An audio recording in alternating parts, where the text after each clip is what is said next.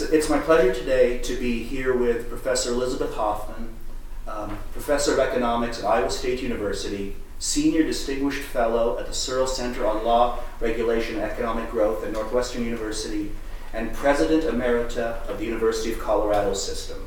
So thank you for sitting with me and talking about your experience at ESL. Thanks, Charles. Yeah. So let me start by how you got into experimental economics. I mean, you have been a professor of history, of law, of psychology, and of economics, which is truly remarkable. So how did you get your start doing experimental economics? And what got you interested in the area? Well, I was finishing my second PhD in economics at Caltech. And to be perfectly honest with you, I had one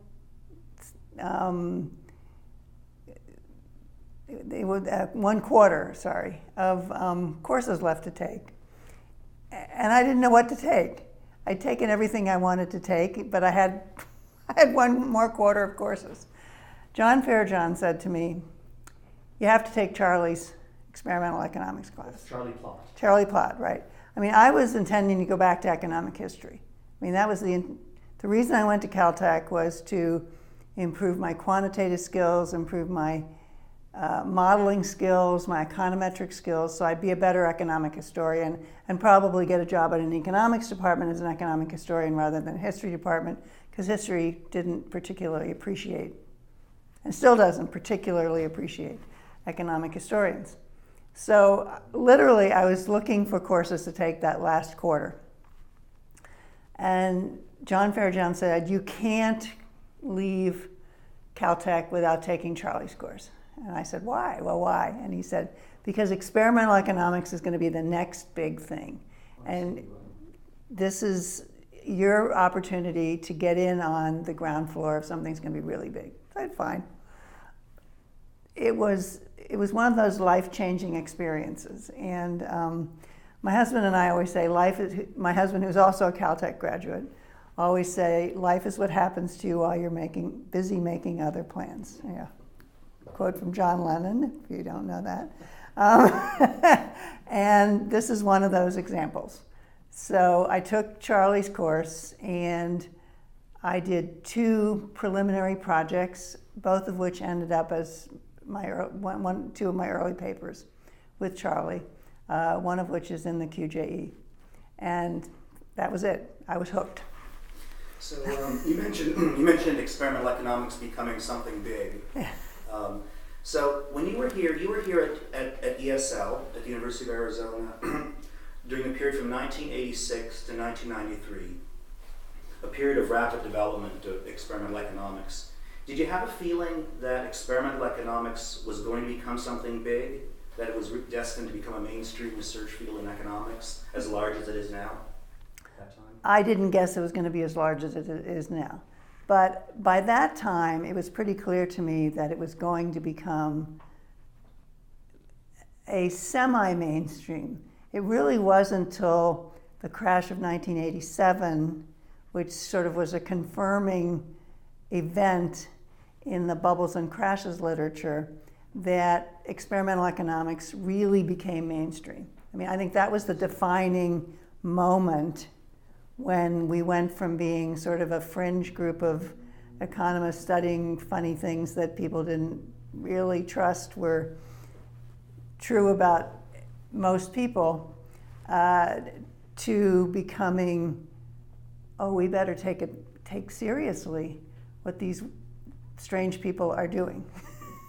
So that was a little, so that's 87, so that was about the time. That was just before I moved here.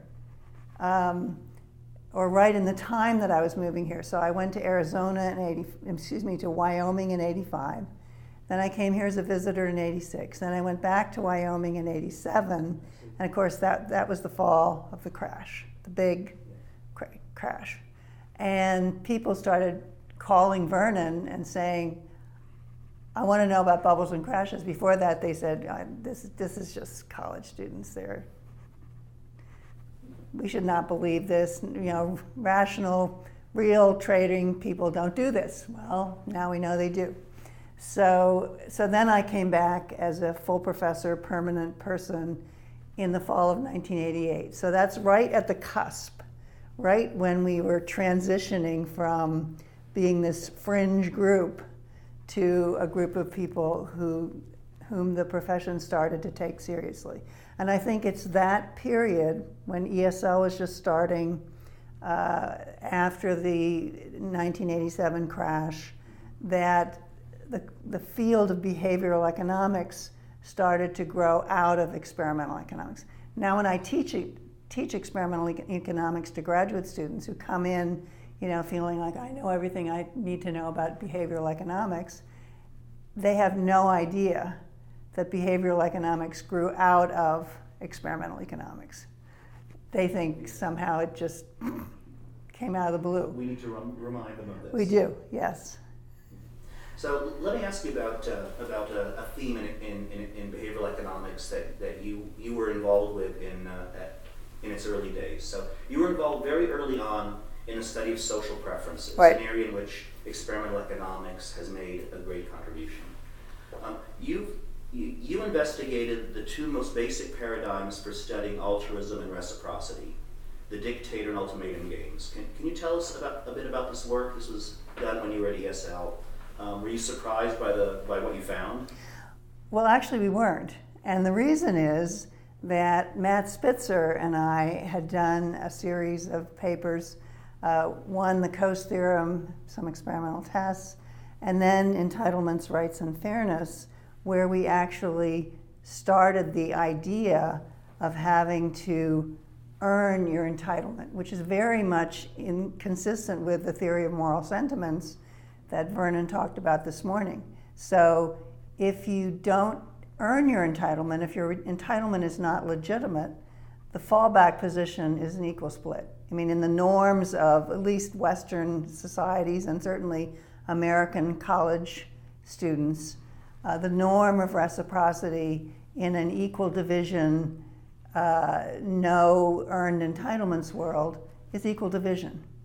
So in that sense, the early work on ultimatum games and even on dictator games where people would give away money they didn't have to give away, kind of like the gentleman Vernon talked about this morning, the homeless person who didn't really have to sell newspapers but felt this strong norm that if he was going to get money, he had to give you a newspaper.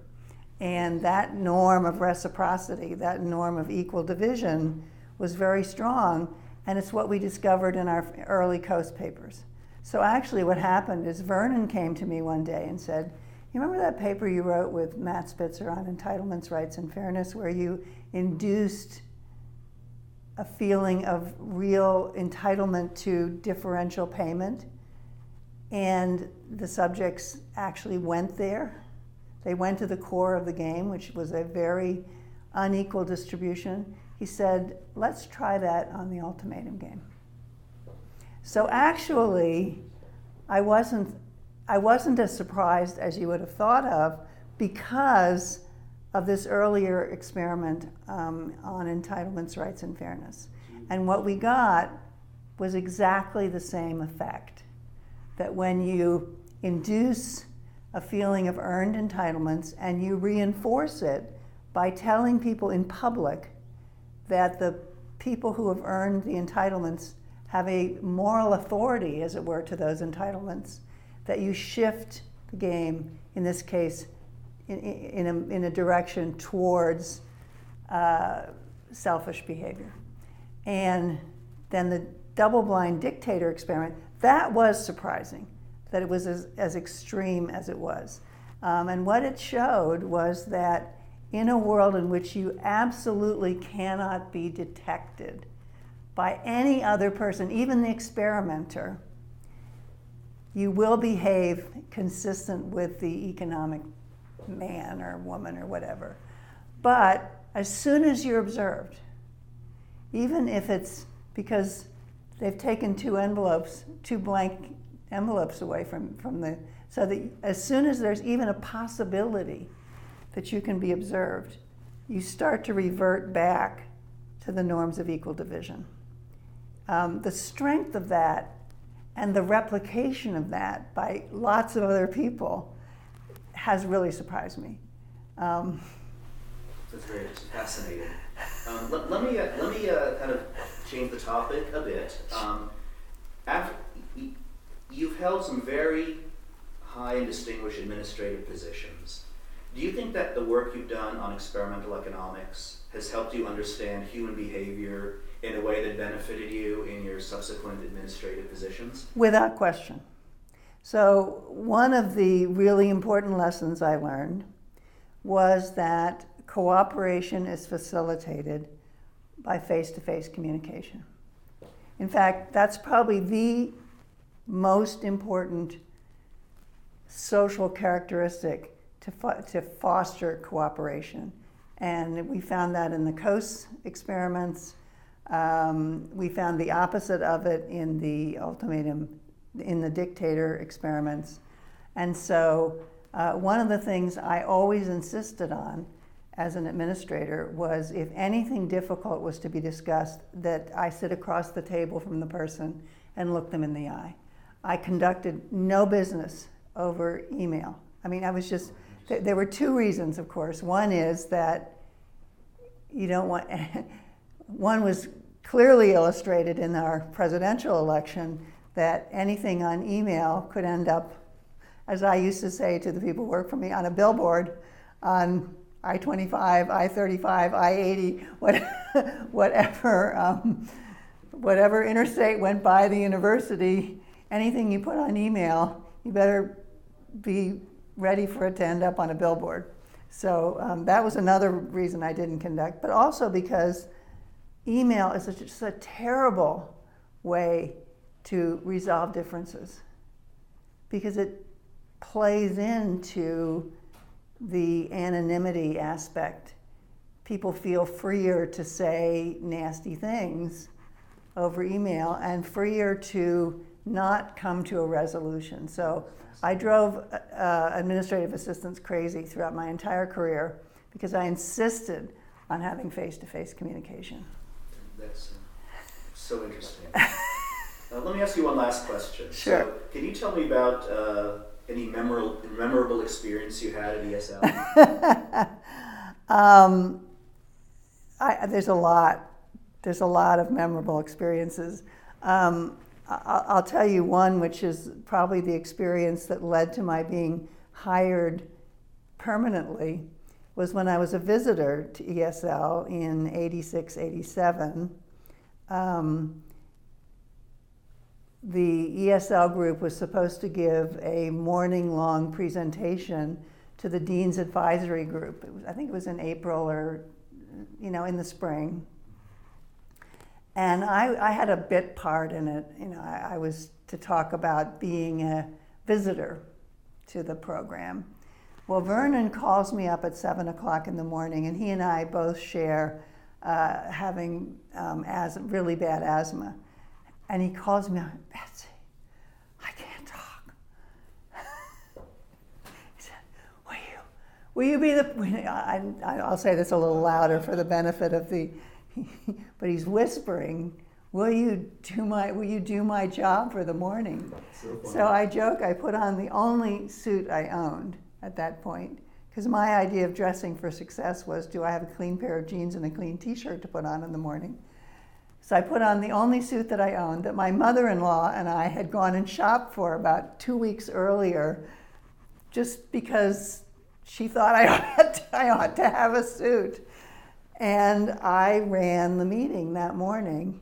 Oh my goodness. And Dean Smith decided he wanted me on his team. I mean, it was an absolute rule that if you came as a visitor, you were not to be recruited. So I went back to Wyoming. I had no intention of coming back. I'd had a wonderful year here.